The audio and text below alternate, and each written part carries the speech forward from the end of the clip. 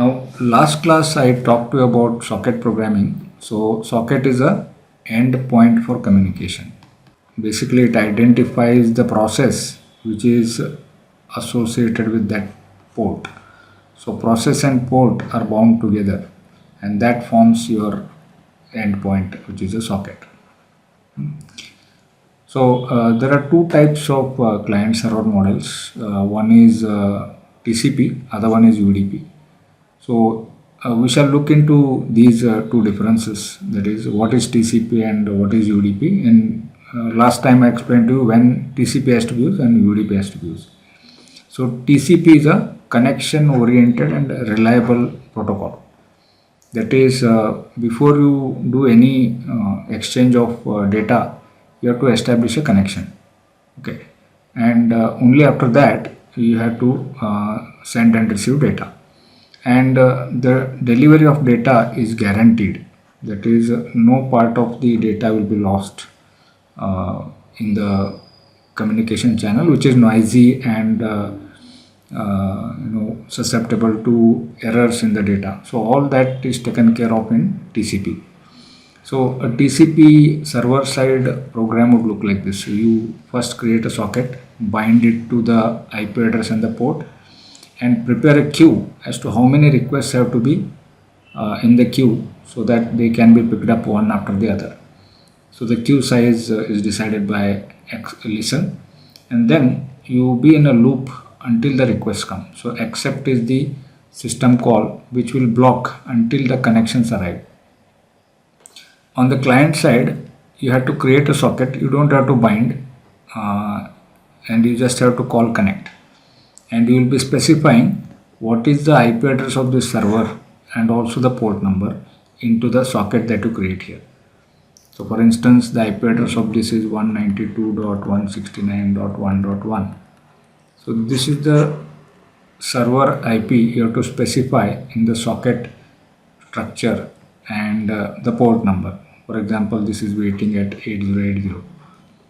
So these two you specify and create a socket, and then just give a connect. Okay, so you don't have to bind or listen anything, just connect like this. So it knows that it will send a request to this server, and when the request arrives, this accept will come out, and once it comes out, you can again wait for the client to send, or you can also send before the client sends, so they can exchange data like this. Okay, so in a scenario like ping utility, the ping client will send a message. So it will send first, like hello world it will send. So what the server does, it will simply take that received message and send it back, so that what you type on the client side will come back to the client. So that is why it is called as echo server. Okay, so this is the echo server which will receive the same data and send it back like this. So this is a TCP scenario, whereas UDP is connectionless. That is, you don't connect from the client side. As you see here in the TCP, you have to connect before you make any data transfer. So it doesn't wait until server is ready for receiving. It simply starts sending to the server. So here also you create a socket with the IP address of the server and also the port number. Only thing is you have to bind here. So bind will happen on both sides. So the reason is this has to identify itself from where it is coming,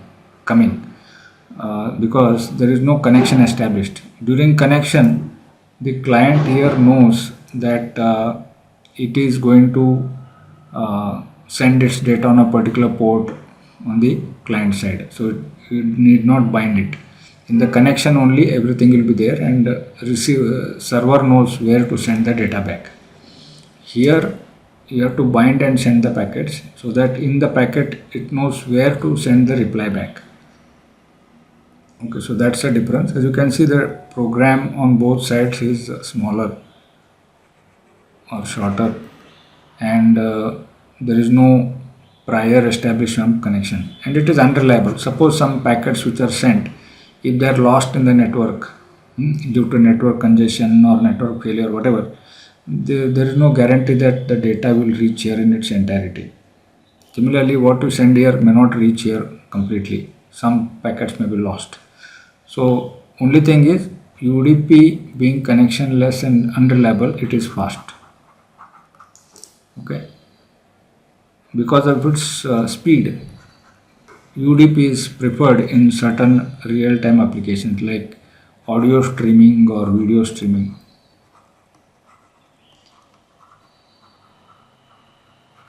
Okay. Here, real-time delivery is more important than accurate delivery. Okay, because one or two bytes lost or one or two packets lost will not alter the quality of the video that you receive on the server side. Okay, or if the server is a video server, one or two loss of packets will not affect the video quality on the client side. You are watching a movie on YouTube, some packets are lost, so you don't notice much in the video quality. Okay, so but you should get a continuous flow of frames or the data so that you feel the live telecast of the video that you are receiving. So there is a live telecast or real time data delivery is more important in such applications. So YouTube is a good example for UDP. Okay. Yeah. Now last class I told you that how to build a server, and I showed you a small program demonstrating what are the steps involved, and only one connection happens, and after sending and receiving of data, this will also exit and this will also exit. Okay, so we saw this, if I recollect.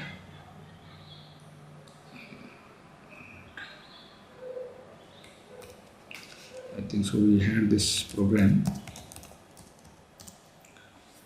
Okay, so this is a program which I showed you last time, that how to build a server. Okay, so first step is create a socket, and here to specify the address family. So this address family can be of Unix type or INET type or XNS. Okay, so IBM used to use a network called as XNS. So if you say XNS, it will be working on the IBM network. Of course, IBM network is no longer used. So, but on the Unix platform, if you have a network with Unix operating systems in the local Unix environment, this can be AF Unix. But if you are transferring data over the broader internet, then it has to be AF INET. And if you are using IPv4, it can be just AF INET. And if you are using IPv6, then it should be 6 here. So these are the values that you should be aware of why you are putting in this AF INET here. Then if it is a TCP type of server, then it should be SOC stream. And if you want to convert the same thing as a UDP, then this has to be tgram. And there is one more possibility, it is called as SOC raw. Okay, so you don't want TCP or UDP at lower level of networking protocol stack, at the data link layer or at the transport layer. If you want to implement any protocol, then it has to be SOC raw. But for application layer protocols, this has to be SOC stream if it is TCP. Okay. And then you have to initialize the socket address. Here again, socket family has to be indicated as AF INET, and you have to specify the port number. So your process, this is the program, will associate itself with this port number. Okay. And you have to be little aware about little endian and big endian differences. That if you have an Intel machine, it is a big endian, but if you have a AMD machine, it will be little endian. So the way data gets stored on the server and the client, if they are different, then data exchange may result in erroneous interpretation. So to avoid that, what is done is if it is 16-bit number, then you use a function called as STONS, okay, host to network short. So this is the short number, 16-bit number, which will be converted into big endian notation and sent. At the other end, if the machine is big endian, it will use it as it is, but if it is little endian, the conversion, reverse conversion happens. Okay. And this is the socket address. If you do not know the socket address, you can just give in address any. But if you know the address associated, like for example 192.169.1.1, okay, this you have to specify here. But you cannot directly specify like this. There is one function called as inet PTO or something. I'll show you this function. So what it does is, this is a string. The IP address is a string, but what is expected as the address here is a 32-bit number. So string to 32-bit number conversion is done by this particular function. Okay. So if you do not know the IP address for sure, you can put in address any, or if you know the IP address of the server, then you can put that in a dotted decimal form, and before assigning it to S address, you must convert it into the numeric value. Okay, so this can be in ADV or any.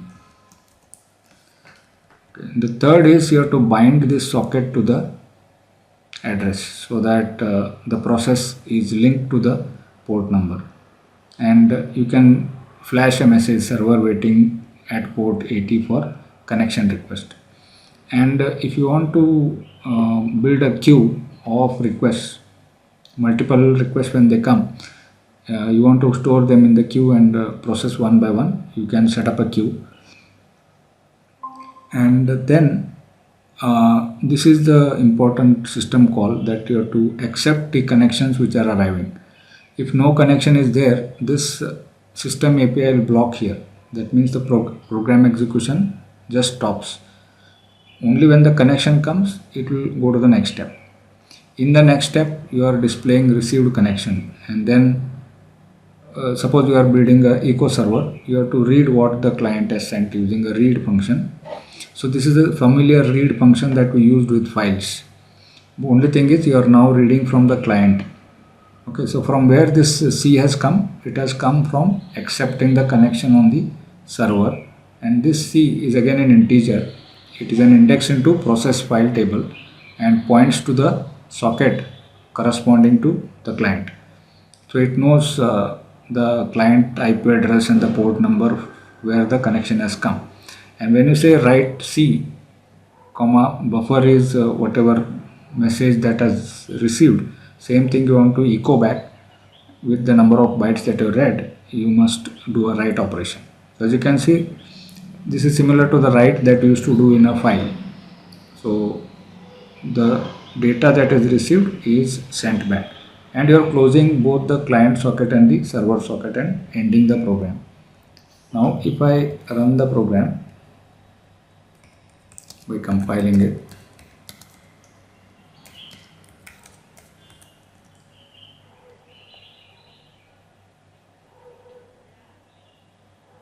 what happened?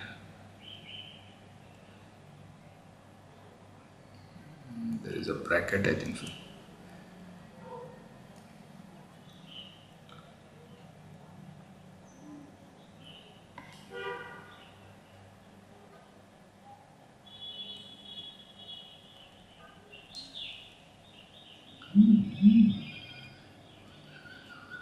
This, is it like this, or just a minute, I'll check that.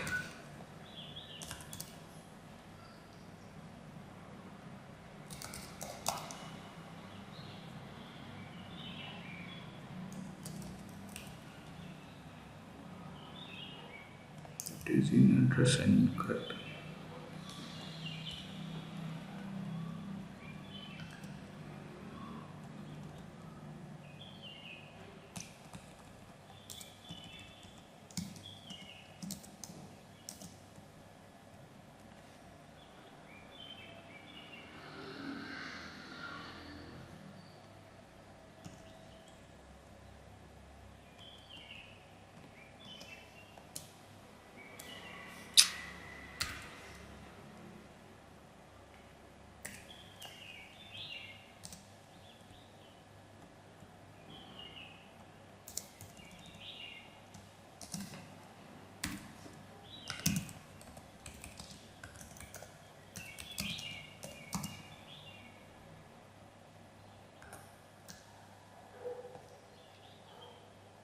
expected flower bucket before semicolon.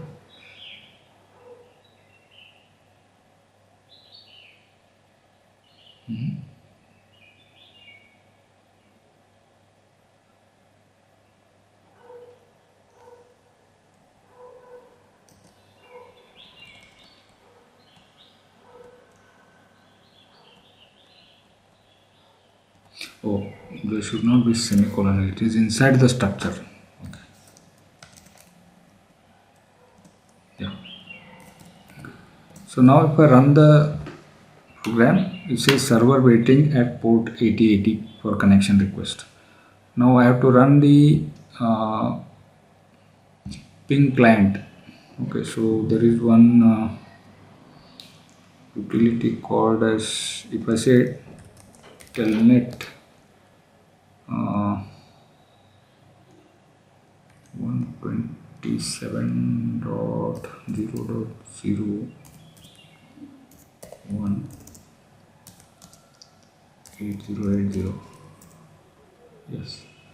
So it is now connected to that server, and now if I say hello world, the echo is coming back. Okay, so I sent hello world to the server echoed back. Then you can type anything. So same thing keep coming. So, and if I say control bracket, it will exit. Okay, so you can test that server using telnet. So telnet is a very useful utility for checking some of the servers you might build. Without writing the client, you can do that. On the other hand, if you see ping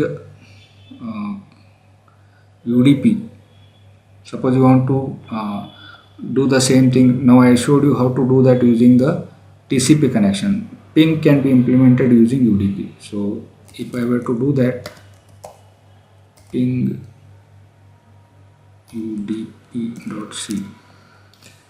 Now just see the differences here.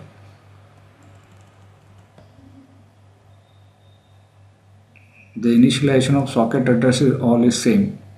The server creates a socket, initializes the server address and binds it, and it will not wait for connections, nor it will create a listen queue, nothing. It will be in a loop waiting for data coming from the UDP clients. Okay, so this is a connectionless unreliable protocol. So moment you receive some data, you have to send it back using a send to function. So don't use read write, you have to use send to and receive from. So that is another difference between a UDP and a TCP kind of a server and client. So receive from is what is to be used instead of read, and send to must be used while sending the data back to the client. Okay, so if I compile this ping udp.c minus, so ping udp server, ping udp, yeah. So this is a UDP server, and if I check at ping by mistake it has become UPD client.c, you will see that the client is very slim now. You just have to create a socket and initialize the AFINet and the port number of the server, and just here the port, the server IP address you have to mention here. So the server IP address you have to take as the command line argument, and as you can see you have to use inet pton. I was mentioning about this because the address that you specify will be in the dotted decimal form, which must be converted into the data type of the SYN address, which is a 32-bit number, and that conversion is done through this inet pto. After you have initialized the socket, then here again you don't wait for you don't connect. As you can see, you are in a while loop, and continuously read from the keyboard whatever the user types and send it to the server. The server will respond back. Whatever server has sent, you receive and display it here. Okay, as you can see, there is a printf buffer. So the operational wise both will be same, but if you look into the programs, you will see there is a prominent difference between UDP version of ping and client. Okay, so if I compile this, -4 UC. Okay, so let me run the UDP server first. As you can see, ping server listening at port number 999 whatever. So I need to go to another terminal here.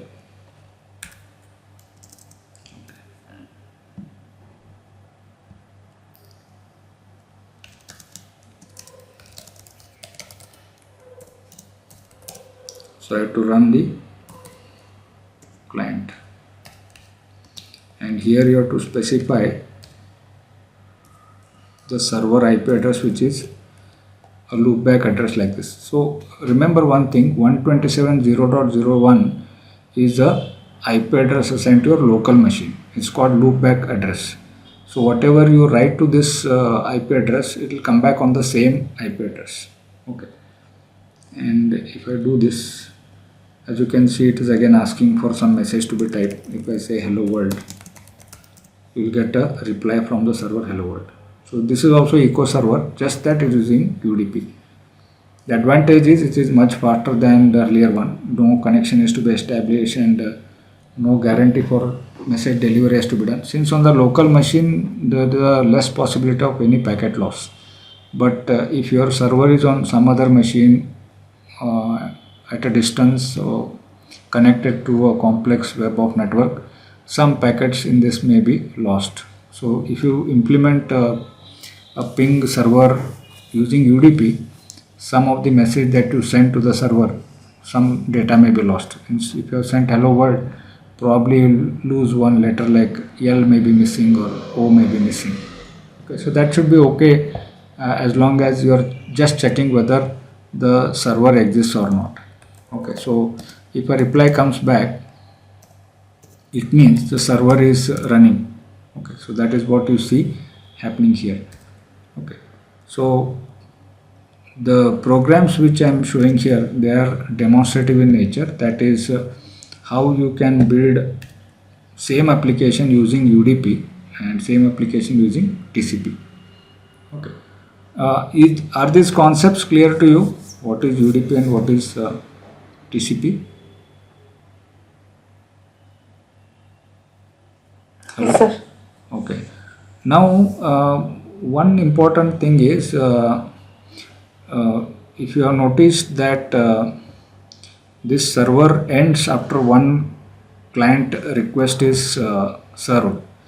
Now, what if I want to continue waiting for more than one connection? So, in that case, you have to make use of the processes or threads. What I am trying to explain to you is, let us say you have a server here. Okay, so this can be ping server or any other server, web server, whatever it is, and there is a client here. Assuming it is TCP connection, this will try to connect, and in the meantime another client wants to connect. So this is the more general scenario. You may have many clients and there will be only one server. How do you handle this scenario? Okay, now if you make this server in a loop and ask it to serve client 1 and then finish it and then go to client 2 and then finish it and go to client 3, then it's going to take a lot of time for these clients which come later. Now instead what I can do is, whenever connection arrives, this server will not serve the client, but it will fork a child process. And then the communication happens between the client and the child process. and this server is now free to handle the second connection. So whenever client 2 is waiting, again it will fork one more process, and this client will be served by the child process here. So as you can see, I am creating a new child for each of the clients that connect. So I am serving the clients concurrently. Okay. So the process of creating a new child for each client request is called as spawning. So I spawn a new child process to handle each of the client. So if there are 100 clients, there will be 100 child processes each handling. So after serving this particular client, suppose the communication is complete, then this child can exit. Okay, and this client closes the connection. Okay, so the moment the client server communication gets over, the child gets killed, and the parent will continue to wait for further client connection from the other end. Okay, so this is what is the general scenario, and either you can use processes to handle the each client request, or you can use threads. Okay, so threads are much better because you will be creating threads within the process, and each thread will handle each client now. So you don't have to create a separate process, which is very expensive. Okay, so context switching will take a lot of time. So most modern web servers or file transfer protocol servers or email servers, they use threads. So I will show you how we can use threads to handle the client. So this is where you can see how threads are integrated as part of the socket programming. So socket programming and the concept of threads will be combined here. So let me show you a program where this is done. Then okay, echo thread.c. Now this is the echo server again, but I am using threads to handle each of the client. Now let's see what is the difference between the programs here. Now if you remember, when we discuss threads, you should have a thread handler. Do you still remember what is the signature of a thread handler? The return type is void star, and the argument type is also void star args. You still remember when we created threads and we wrote thread handlers, this was the scenario. Okay, and in the main you have to create a thread here. So after you have done socket creation, bind, listen and all, you will see that you are creating a thread here, p thread create, right? In the p thread create, you have to pass TID as the first argument, the p thread ID. The second part we are keeping it null because thread priority and all I am not setting, default priority and scheduler also I am not deciding. The third is the thread handler, and the last is the value that you want to pass. So the value I want to pass is the client file descriptor, or you can call it as client socket descriptor, which is received whenever you do an accept.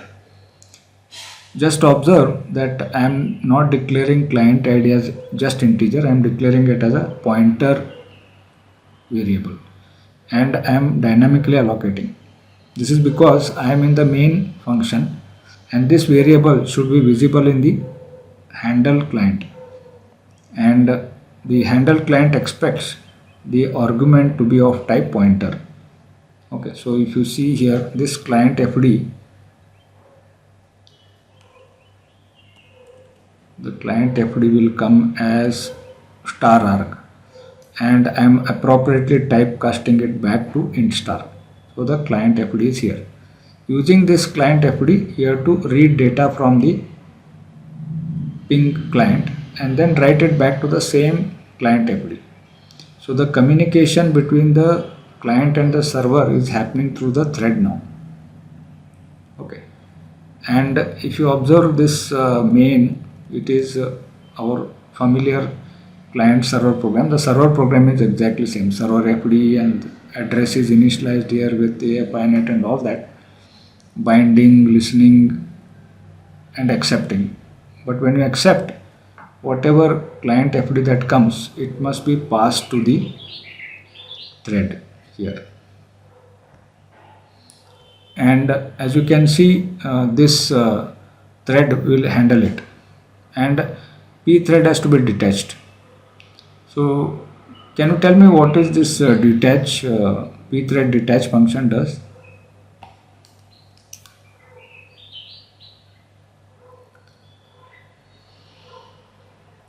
Hello? Hello? It detaches the thread from the thread process. Yeah. Now detach, I told you some time back that the main thread will not wait for the child thread to complete, and child thread will deallocate all the resources.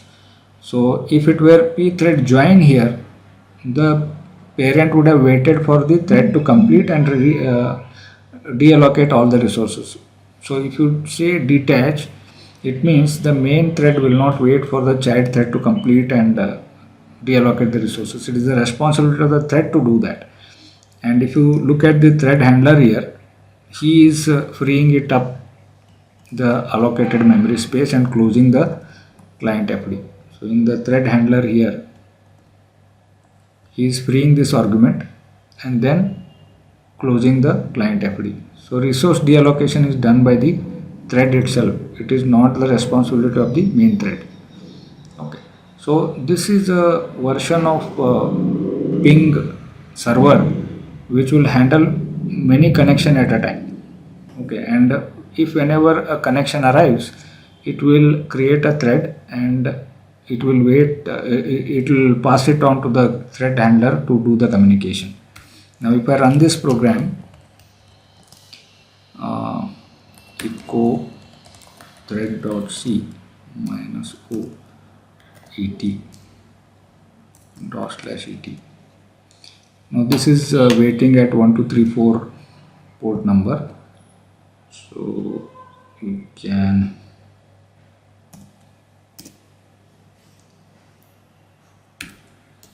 I think so this will not close.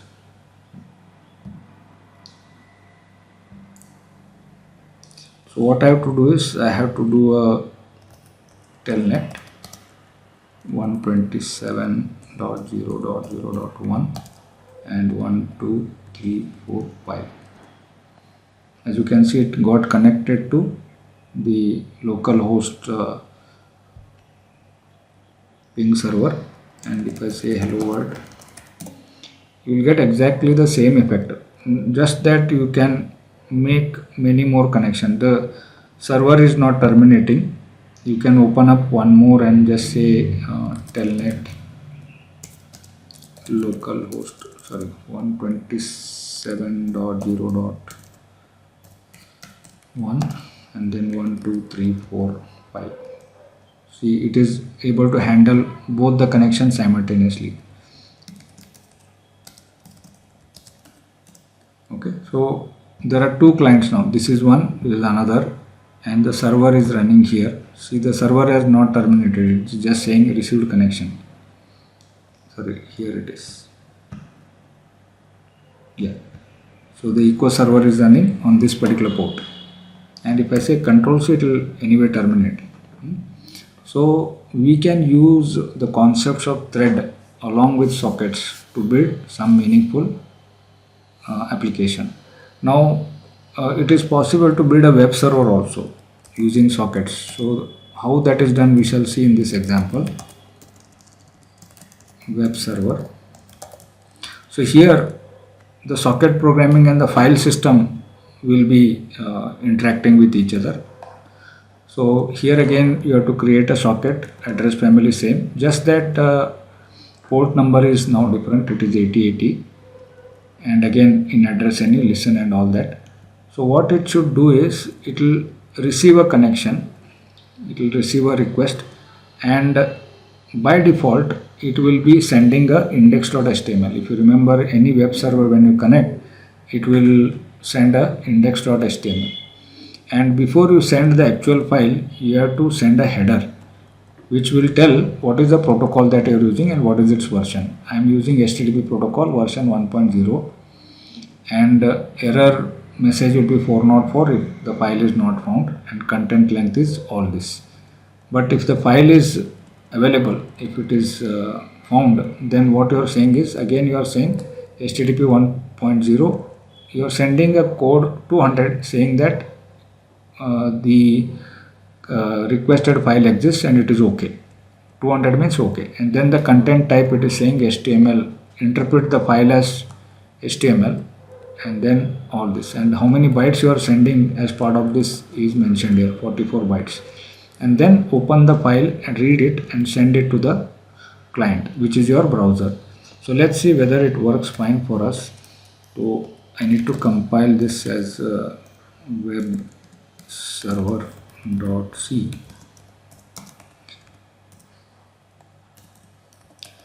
Okay, now I will open up a browser.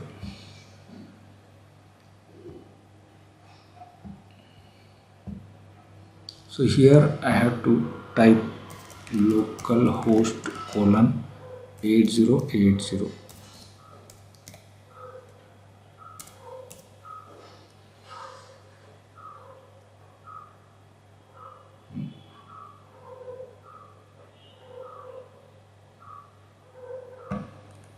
What happened?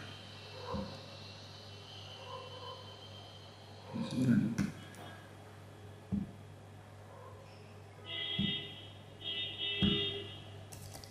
Localhost.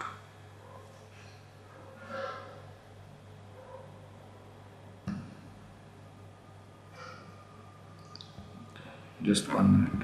Probably I'm running too many instances of these. Let me close all these things. It might be that on 8080 already some server may be running.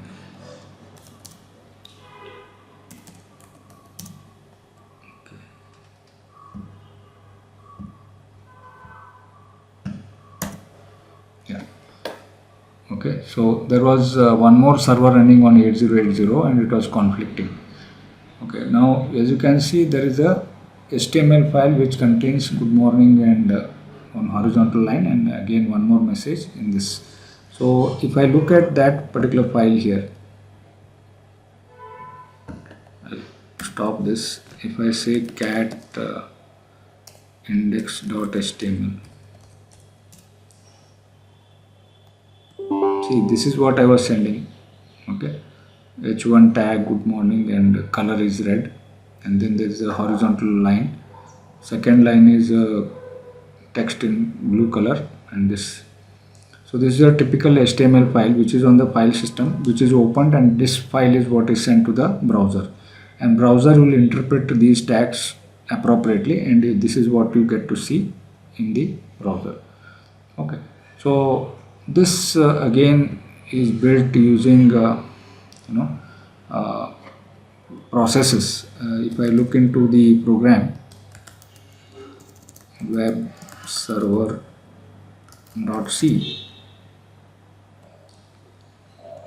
okay, if you go down here,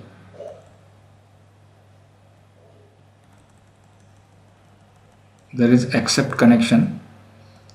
Okay, and then you're opening a file and you're writing to it, right? And if you see, I am putting this in a loop. So this is not using threads, it is just using a loop to wait for a connection to arrive and keep on accepting the connection and performing the read of the file and sending it back to the client.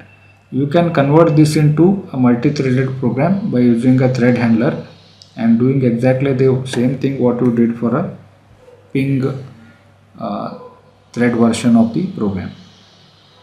Okay, so you can build any application server using socket programming.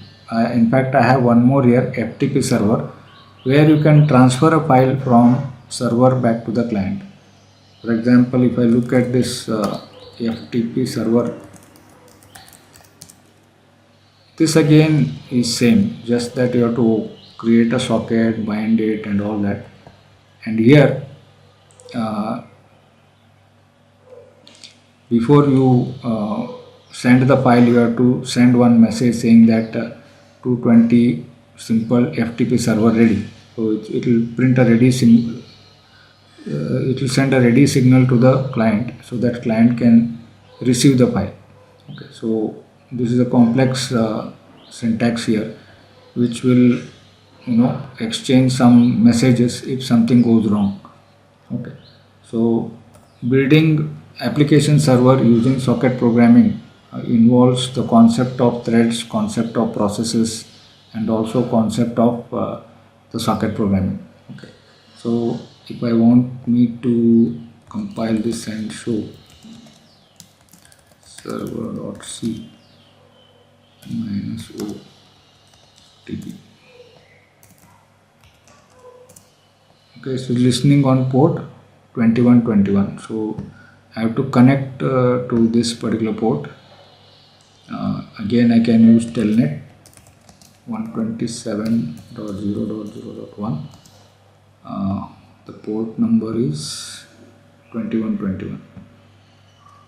2121. Okay, it has connected. Okay.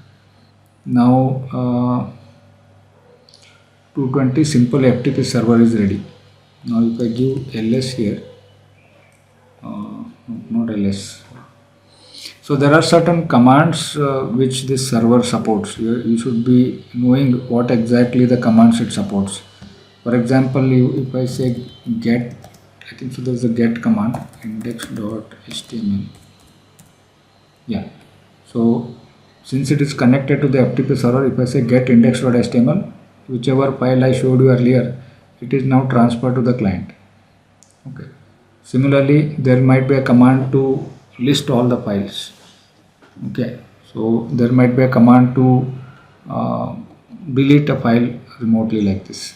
Okay. So you can build any application protocol using socket programming. That is what I wanted to demonstrate to you today. Okay. So if you have not picked up all the concepts which I have discussed today, that is fine. But what you should understand is socket programming involves certain well-defined steps. If it is TCP connection oriented protocol, you have to follow 6-7 steps on the server side. On the other hand, if it is UDP, you have fewer steps to follow. And you should remember this particular diagram here to indicate what is the difference between a TCP oriented server and client and what is a UDP based server and client. And for read write, you will be using receive from and send to instead of read and write here. Okay. They have symbolically indicated receive and send, but actually you are doing a read and write functions inside your C program. Okay. Yeah. Any doubts here? Could you go to the program which I gave you last time? Arpita? No, sir. Executing, no. No, you have not gone through. But I'll be sharing all these programs with you. Just find some little time to go through. And if whenever you encounter any such programs in your development process, it will be helpful. And as you mentioned, anytime later in your development role, if you encounter some problems, we shall have 1 or 2 sessions. Okay, So, okay, sir. so next class will be last session. I'll see what is remaining as per my course content. I think so. Shell programming was remaining. Do you require shell programming? Sir, we do use, we were using before the shell programming. Maybe for internal, I think it will be helpful. Okay, you want me to cover that? I think it would be better. Yeah, Maybe okay. others Yeah, can yeah. say. So Yeah. I'll spend 1 hour on Actually, that. it will be better. Okay, so I'll cover that, and we'll see what is shell programming and how to build some useful shell utilities. Okay, to simplify certain things. Okay, so I'll close for today then. Okay, thanks. Okay, yeah.